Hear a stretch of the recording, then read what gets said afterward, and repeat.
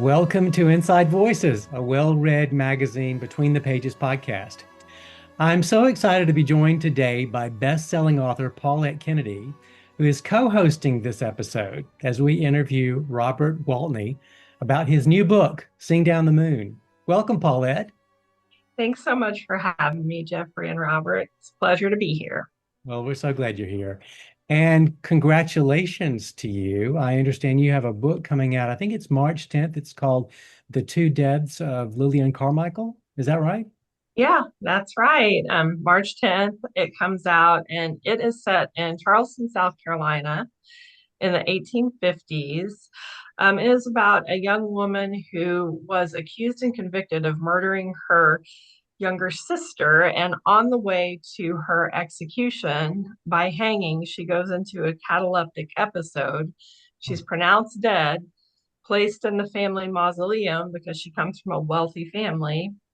She wakes up a few days later, buried alive, escapes the mausoleum, only to be accused of a string of vampiric murders that happen in Charleston. So it's kind of a combination of Edgar Allan Poe's the Gold Bug, and a little bit of Carmilla, and a vampire scare like the Mercy Brown legend.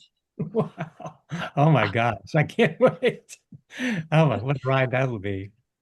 Yeah, it is a Well, wild ride. yeah.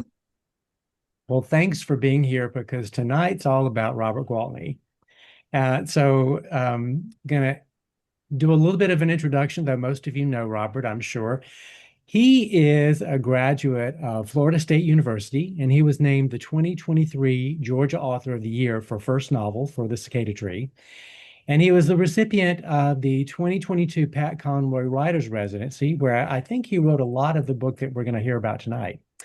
He resides in Atlanta, Georgia, where he's an active member of the Atlanta literary community, and he serves on the board of the Broadleaf Writers Association.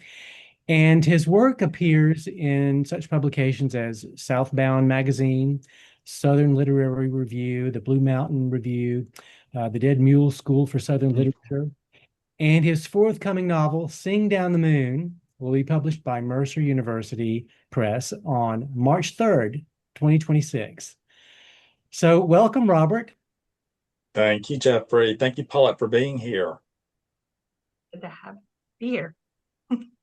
So I'm going to ask the first question. And so, Robert, if you will, set up the story. Tell us of this world that you've created for Sing Down the Moon. I always joke that I'd rather write an entire book than to have to summarize one. There's a fine art to that. But I'm very early on in discussing this book, so I'm going to try my best. So, Sing Down the Moon is set on a Georgia barrier island called Good Hope. It is a place where past is never really past. That sounds very William Faulkner, I know. So, at the center of this island, Good Hope, stands Damascus, an ancient fig tree that feeds the dead and devours the living. And that this tree is both a miracle and a curse, and it binds the story's protagonist, 16-year-old Leontine Skye, to a legacy that is literally consuming her mother, hair, teeth, and bone. So, 2 years before the novel begins, something called Tribulation Day happens, and it's this event that shatters Leontine's life. She loses her hand and her memory during this event. And when a mysterious stranger arrives on the island, these memories begin to return, along with the truth about what Damascus requires of her, about that tether that the tree holds to her. So I think that the world that I've created is like my first novel. It's Southern Gothic at heart. It's a story about inheritance and choice. She has to accept a birthright that will destroy her.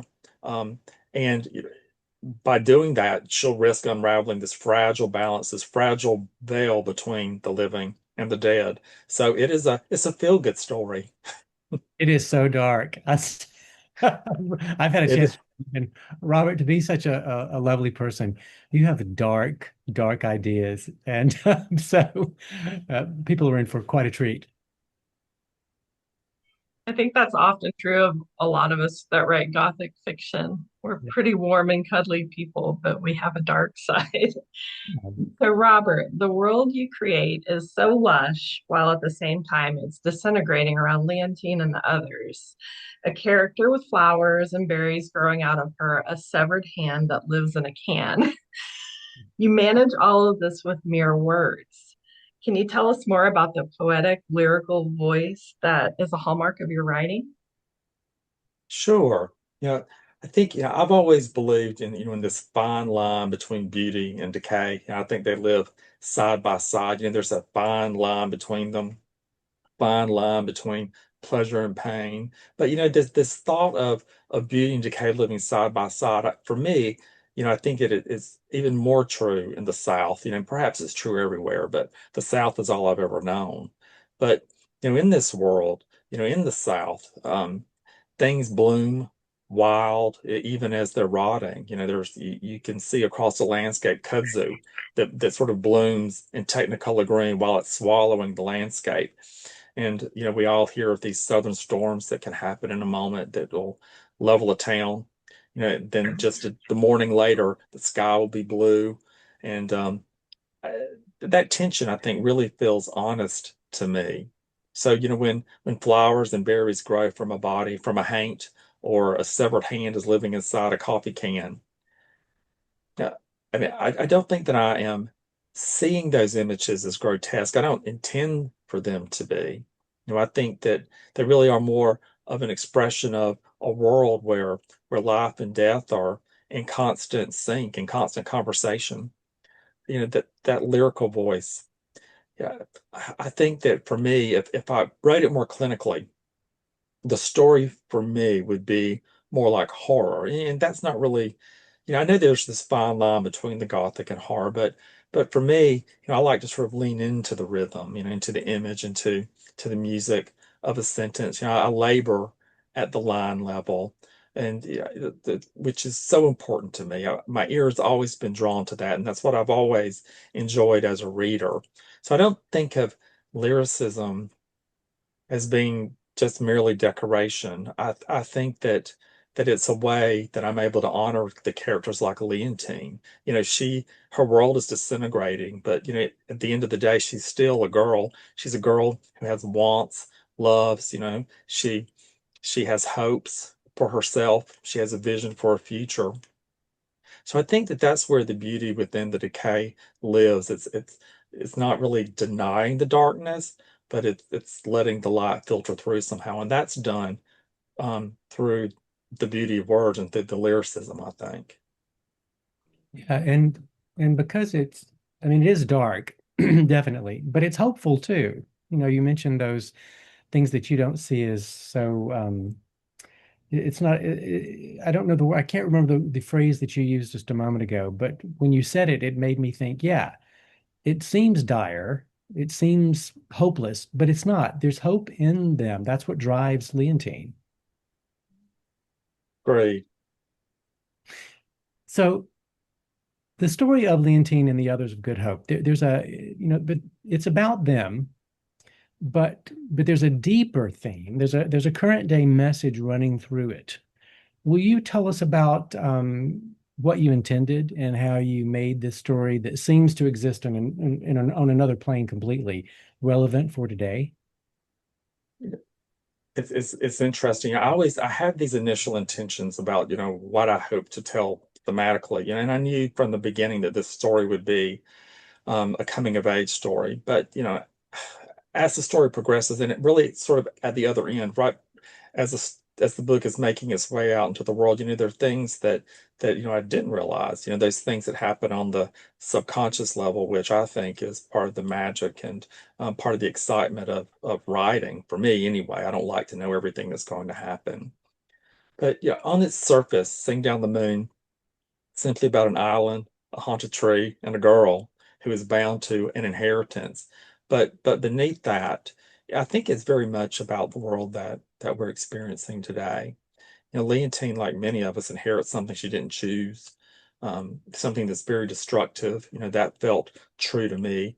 These things that we inherit, these expectations that our families have of us, we all inherit these histories, these beliefs that we didn't create, and we have to sort of find our way through them and make sense of the world. The question isn't, whether or not we inherit them, but what in the heck do we do with them once we get them? Mm. And, this novel is apart from the world in a way. It's sort of in this liminal space, this mythic plane, but its concerns, I think, are really current, environmental, um, fragility, generational trauma. It's the weight that we place on young people to repair the mess that the folks before them have made. So at its heart, I think it's a it asks, whether we have the courage to break cycles that have sustained us, even when breaking them feels like we might be tearing the world we know apart. And I think that that's something that I've always held close, and something that I feel is urgent right now in the world that we're living in. Mm. Mm. I agree. And all the young people in the novel have to grow up very, very quickly, very young. And I saw that as one of the themes too. And I've heard you talk about an early boyhood experience that you had, meeting an actual flesh and blood writer that indelibly marked you, helped you find your way to being a writer. How did that experience influence how you exist in the literary Mm. community where you are continually promoting and lifting up other writers? And you do a beautiful job of that, Robert. You do. Thank you, Paulette. You do too. You're a wonderful literary citizen, and so is Jeffrey. I grew up in Cairo, Georgia. When I was in the third grade, attending Southside Elementary School, I was in Miss Glenda Morton's third grade class. We had a local writer that came to my classroom. Her name was um, Brenda Williams. Brenda Graham, excuse me. And she talked about her life as a writer. And I don't remember all that she said, but I remember being mesmerized. I remember how I felt when she was talking. Until that moment, I think writers were very much like unicorns. I thought that perhaps they existed. I may or may not see one day, but they lived in far off places like New York City, cities that I might not ever have an opportunity to see, living lives that a boy like me probably might not ever have access to. So that very young experience that I had as a boy, seeing a flesh and blood writer just a few feet away, I think did change things for me fundamentally. It told me that art isn't just for other people, that it could belong to me too. I don't know that I declared myself a writer in that moment, but I know I can't ever say when it was I knew I wanted to be a writer, but I can say when I knew that it was possible, and it was in that moment in the third grade, and it's never left me. So when I entered, the literary world myself, first of all I ever wanted was to just have a seat at the table, to be able to surround myself with talented people, to be able to learn and grow from them. So, it's such a gift to have the opportunity to be part of that world. Yeah, I remember, what it felt like, to need someone, um, to to need someone to be generous, to need someone to say, you're not a silly boy for wanting these things, and you can do it, and you're not alone. So, I actually prefer promoting other people rather than myself. It just seems much more comfortable. It's one of those obnoxious things we have to do, to promote ourselves. I joke and say that you can depend on two things in life: death, and that every Tuesday a new crop of books is going to make its way out into the world, and all of us are just trying to get just a little bit of attention for our work. So I think that, the community for me is so important. I embrace it. Um, so I'm glad that I'm able to help and support other writers. I think it's a gift to be able to do that. Mm. Absolutely. Yeah. And you really are good at it. You really are. Um, let's hear a little bit about the contrast from your freshman novel, The Cicada Tree, to your sophomore. Like, tell us about how did the journey to publish The Cicada Tree differ from the run up to Pub Day for Sing Down the Moon? Gosh, the Cicada Tree, that was in 2022. The book came out February 22nd, 2022, 2/22/22. I think that it was really almost just sort of being dumped out of an airplane into the wilderness with no way out. I didn't know the world, didn't know the terrain. I didn't know the language of publishing really. Everything was new. It was exciting. I was, I think that this, you have to have two skill sets as a writer, the actual skill of writing a book and the skill of being able to promote yourself and to talk about the work. So I had never had an opportunity to talk about my life as a writer or how to talk about how I approach writing. So that in itself is another learned skill. And I think that as with all first experiences, they'll always be special to us. There's an innocence about that. You never are able to get back a first. And my first book came out later in life. I think most folks know how old I am. I won't be obnoxious and tell you. If you think I'm young or good. Um, but I think that for me, the cicada tree will always be special because of where I was, in this mid place in life. And I had already experienced so many firsts. There was sort of a longing, I think. They're not a lot, you've had first loves, you've had your heart broken for the very first time. And then um, life, I don't know, becomes a bit mundane, I suppose. And so getting a book out in the world was another first, and it was a wonderful, terrifying, exciting experience, but I didn't know what I didn't know. And Mm. there's still a lot that I don't know. I think with Sing Down the Moon, I think I'm going out into the world with clearer vision. I think I know a little bit more about publishing. It's complex. Just getting, just as I stated earlier, a little bit of attention can be a very challenging thing. But there's also this significant amount of vulnerability that comes with putting your work out into the Mm. world. I think I feel more vulnerable now than I did the first time because I didn't know that I needed to be. I wasn't expecting reviews. I wasn't expecting for people to have opinions about the book. I didn't think that people would care enough to have an opinion about the book. So I think I know a little bit more about how to advocate for the book, how to connect perhaps with readers. Um, and how, there's no way I think that I will ever be able to steady myself emotionally through that process. Jeffrey often is there to talk me off the ledge when I'm getting panicky about this book making its way out into the world. So I don't know that I will ever be able to separate my emotion from that process. The second book is terrifying in that, I think most novelists, um, there's that you got your freshman experience and then the sophomore novel. And I was very fortunate in that. I mean, not everyone loved the Cicada Tree, not everyone's going to love every book, but a lot of people did, and a lot of positive things happened for me with that book. And so now I feel like I'm having to live up to that book. But it is its own book, and it's certainly quite different from the Cicada Tree. Mm. So, with the debut, for me, I was just excited to be there. With this second book, I just so desperately want, to grow as a writer. I think that I took risks when I was writing this book. I think that I embraced my voice. I grew my voice. Um, and I think that what's exciting to know is that I did have another story in me, and that perhaps that first book wasn't an accident. No, it was not an accident. Definitely not. No, not at all. And they're both beautiful. They're very different books, but Yeah. they're in great conversation with one another. Thank you. Talk about writing craft a little bit now, Robert. Which aspect of craft, when you begin a new project, do the characters come to you first, or the setting, or the plot? Um, Gosh, well, I think it's usually a voice that I hear first. There's this sort of it comes to me like music. There's this cadence. It could be a word, it could be just a couple of words, but there's this cadence of a character's voice. Um, Before, I know a lot about that story. And at the same time, too, and maybe it's because of living in the South, and the South is always such a character in books, and it's certainly a character in what I write.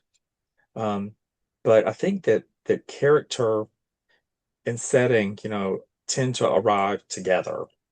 And I have a faint sense, I think, after those things come to me of plot, but it doesn't it's not fully formed. I have these guideposts. I have a sense of a beginning, a middle, and an end.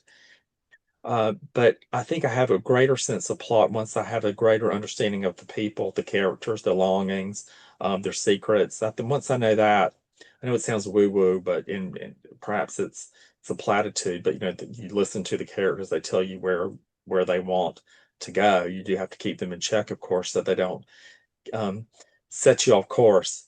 But for me, yeah, I think it's voice, it's place, and then it's story. Hmm.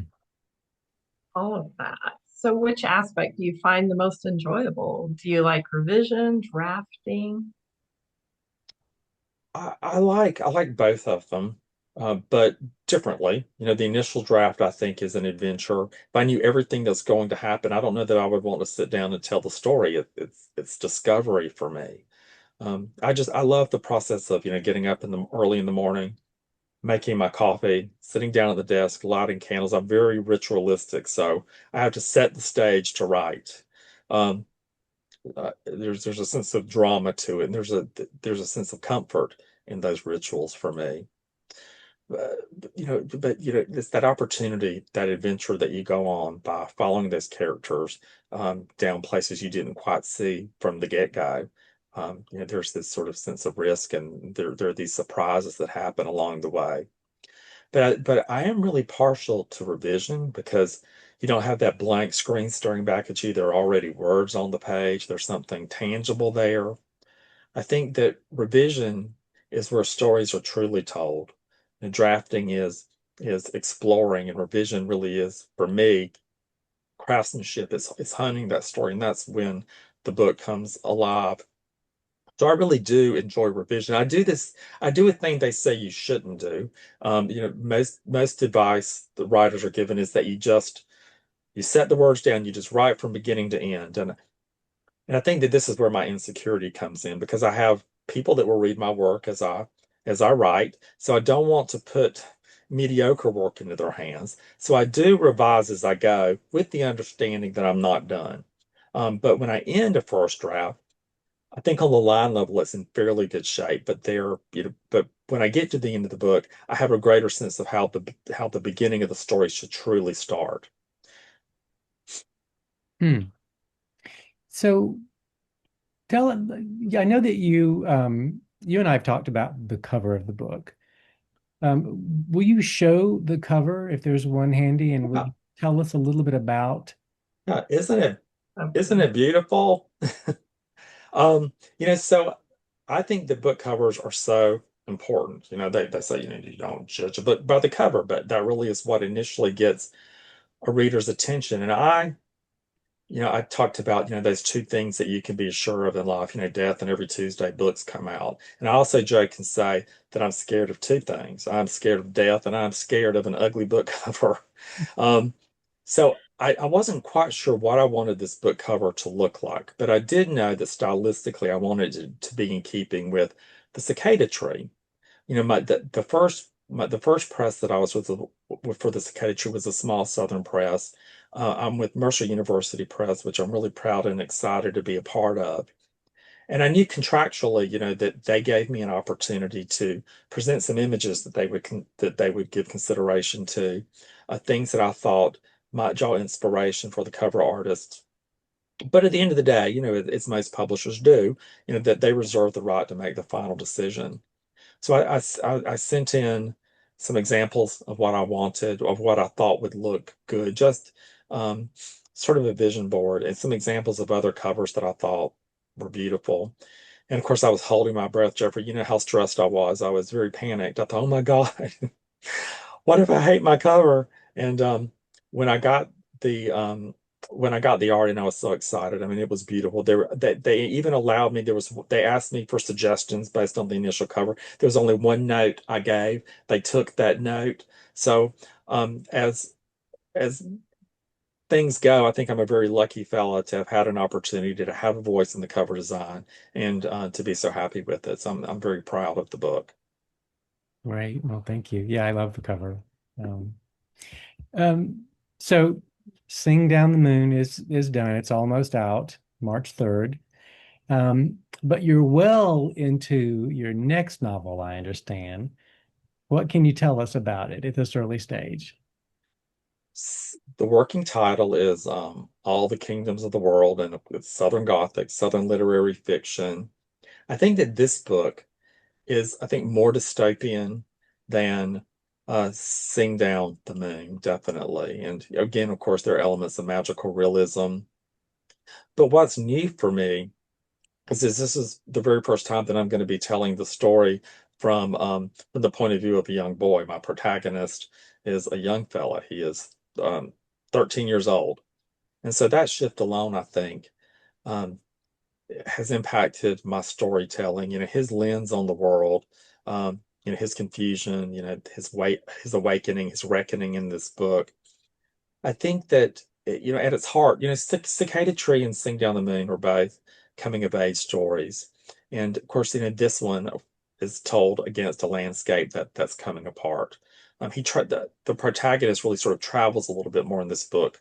The first My first two books, the protagonists are in one place throughout the duration, and so there's a little bit of a travel, a physical journey as well for this young boy. And then of course, I'm still and will always probably be drawn to these things of inheritance and moral responsibility. But I love exploring this book through this young boy's eyes. And it seems a bit of a departure, and I'm taking more risks. I feel like um, I'm pushing my voice even further. So I'm excited. I'm excited about this book. It'll be told in three acts, three parts. And before the holidays, I had a goal of completing the first act, which I have. So I'm excited about that. Of course, getting ready to launch this book out in the world, I've sort of had to pause writing a bit. There's just a lot going on, a lot to prepare for, but I'll be excited to make my way back to the page. No, great.